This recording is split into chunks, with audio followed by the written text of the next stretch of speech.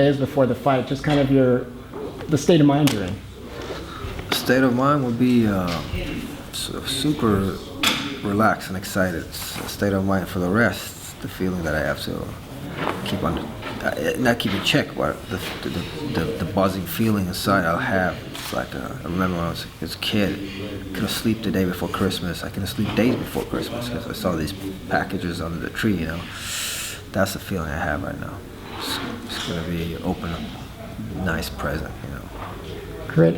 Are you thinking like strategically about this bout now, or your style for people that have seen you fight? You go in there and fight. How are you thinking tactically about this fight with Andy? You will see that on Saturday. I was thinking tactically about that. I'm a completely different fighter, sometimes I look at videos from my fights from the house, old fights, and I just feel like it's unbelievable. I just laugh. I just gotta laugh at myself. But it's about happiness too, because of the development of coming back with a new mind to after an injury. And for me, for the rest, I hope they prepare themselves for the old Akira, because he's dead. Doesn't even exist anymore. So. Who do you look for inspiration in this kind of rejuvenation of yourself? It's like inspiration. I would say, it's a path. So you gotta hit the lowest low to reach the highest highs in life, and I've always been a searcher. I've always been a guy who feels like life is a journey, and the journey just takes you to different places. And now I'm here, and best ever. And for the rest, my inspiration is art and artists. My Buddhism, actually. So. Right.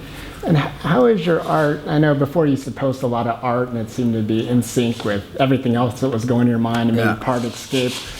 Are you in any sort of visual period that you're focusing on now that it's fight week, or a couple weeks before? Are you doing weird stuff, or what? No, what you do weeks before fighting is just the weird. It's just to hang out with guys 3 times a day and sweat on each other, which is weird enough, and that's the training. So besides that, that's what you do, and then you just meditate and you just stay centered, and that's about it. Eat good and sleep good, and that's what you do. You're always around. Some of the legends of sport. You're around Henzo and training, and then you train with Frankie. Some of the most high-profile and influential guys in the sport.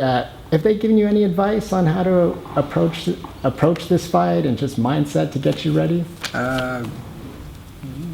Actually, no. Nothing. We just train hard, and we train hard, and we train with each other, and it's all about respect. And the advice is always in the gym. You know what I mean? It's like as we move, and for the rest, it's you. You see plenty of guys that are king in the gym, and then the judge just fight, and everything goes out the windows. I promise you, there's millions of those kind of athletes where they're not like game day heroes and stuff. But for the rest, I've been now doing everything that I can for this fight. And the biggest advice they've given me is the techniques they've shown me. Okay. And the sparring and all the rounds of. That's the best advice you can get. Great. A couple more questions. Yes. One of the, I guess, more obvious questions everyone would like to ask, but how do you see this fight going? As I say, he's always said that. It's nobody wants to know the end of a good movie. I don't want to spoil a good movie. Just put your seatbelts on, because it's me. I'm fighting, and I'm better than ever, and we shall see. Okay. But I will win. That's for sure. So. The soundtrack for your movie. I'm always interested. You're a very musically inclined individual. Can you give us any hints on your walkout music? My walkout music will be the greatest artist of all time, Jimi Hendrix, Purple Haze. So that's it. Fantastic. Yeah. Great. Okay, well, good luck tomorrow. Thanks a lot, man. And are there any sponsors you want to mention? Yeah, of course. You can mention all the people that are supporting me. And I was like, without people around you, without support, you're literally nothing in this world. You won't survive a second. You'll be a little goldfish in the sea. So I would like to thank Fear the Fighter. I'd like to thank Yakko Clothing. I'd like to thank DFX. I'd like to thank. See, I'm kind of away right now, so I'm just trying to keep focus here. DFX, Akira Clothing, Fear the Fighter.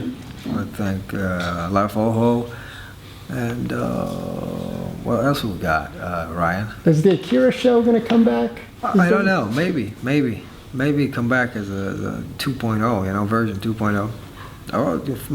First and foremost, I want to thank my team. My people around myself. I want to thank everybody in Williamsburg MMA, and Roger Mamedov, who's here with me also as a coach. I want to thank everybody at Renzo Gracie, and Renzo Gracie himself, my manager Ali Abdulaziz, amazing human being, and everybody at Almeida, Ricardo Almeida, Frankie Edgar, Chris Lugori, Jim Hedis just fought. Fortunately, he's a zombie. He likes that style, so he loves it. Everybody like.